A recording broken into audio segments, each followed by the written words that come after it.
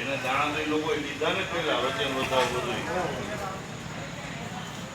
તો હજી તમે નક્કી કર્યું તો હું તમને વિધિ કરાવડાવી દઉં 12 લાખથી 8:30 કામ ચાલુ થાય એ 12-1 વાગે પૂરું થશે નક્કી કર્યું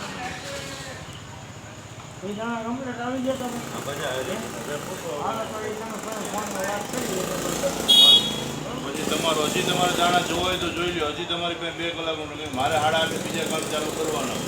તો હજી તમારે દાણા જોવાના હોય છે ચોક કરવાની કર્યું જો કોઈને એમને આવતા હોય તમારે અહીંયા હાજર થયા હોય તો એમને લઈ લો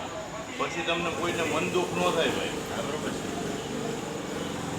એમ કે તમે એમ કહો પછી તમને કોઈને મન થાય પ્રાચી કે ગોળ બાપા આવી રીતે એવું નહીં આપણે તો બધાને શાંતિ બધાને સંતોષ થાય એવું કામ કરવાવાળા વ્યક્તિ છીએ